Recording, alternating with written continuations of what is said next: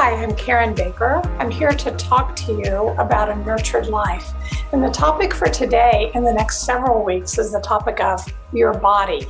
And I'm going to call it your body craft because it's a craft that you still steer through life with. It's the craft of your body, and it's the sensory apparatus, the processing apparatus that you experience the world through.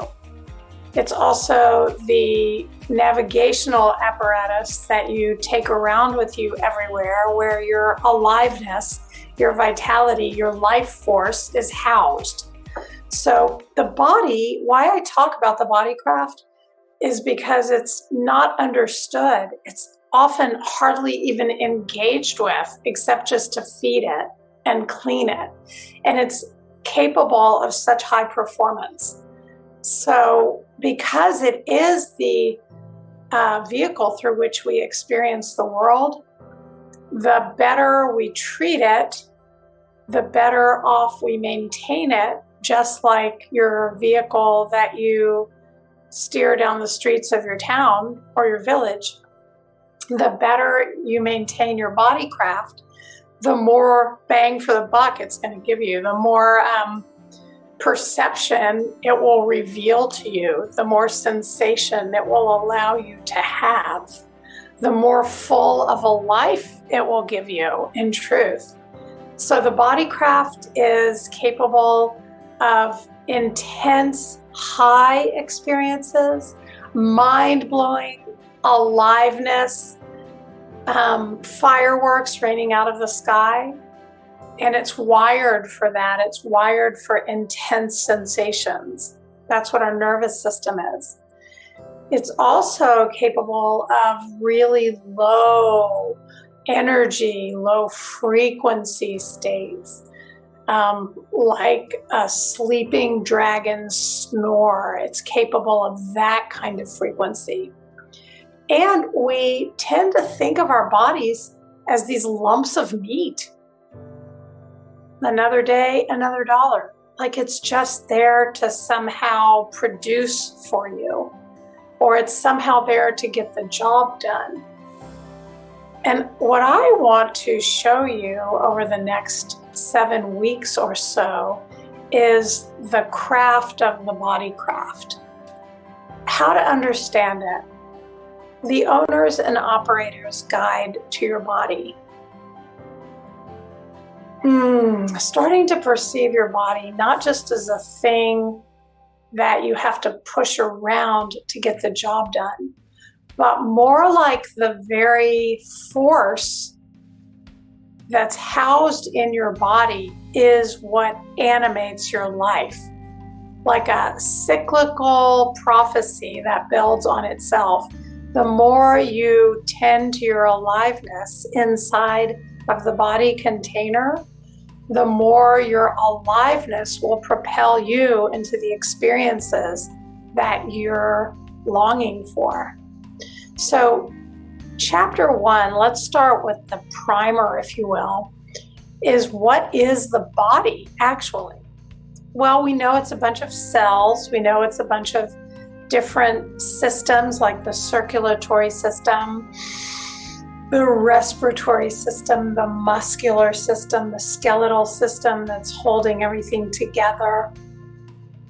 But when you look bottom line at what your body is, and then what my body is, what each of our bodies is actually doing, is like all alive beings, be they animate, inanimate, sentient, whatever their function is. If they're animate, then they're alive. If they're alive, then they're processing energy.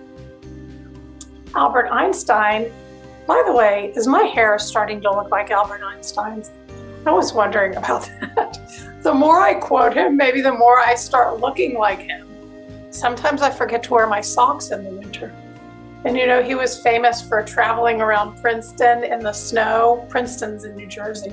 It gets cold there in the winter, and he would wear his Oxfords without socks because he just forgot. Well, he was a highly imaginative guy. He didn't, maybe have time to comb his hair or time to put on socks, or maybe he just didn't remember that it was cold outside. So he just went out without his coat because he was busy in the world of dreaming and his imagination. I was just wondering if my hair is starting to look like his. We had a picture of our son when he was a little boy, and we drew some hair on it and put it on social media and said, what do Avi and Albert Einstein have in common? They actually looked alike. So back to the body, right? Albert Einstein told us, and he proved it over and over again, yet still some of us don't believe it, that everything is energy. So if everything is energy, then everything alive must be energy.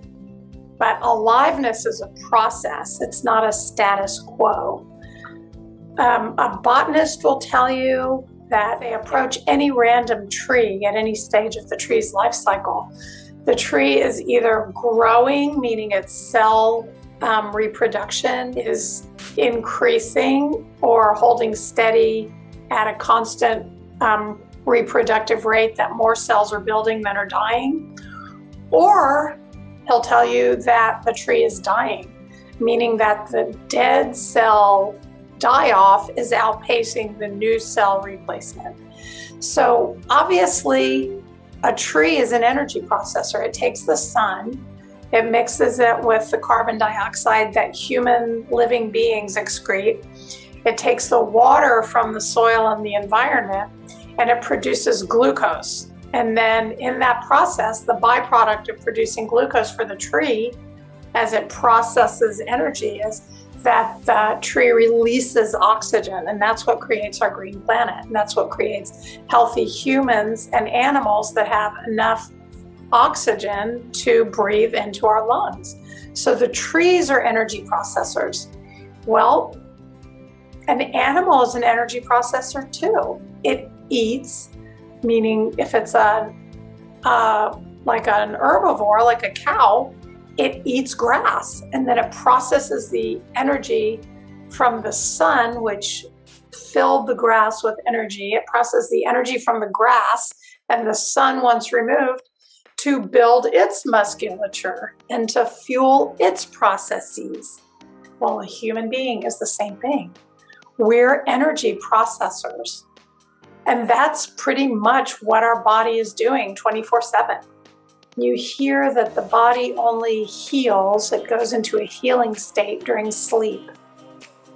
That's because the other processes that are going on in the body that take up so much energy when we're awake, those kind of shut down or go dormant during our sleeping cycles.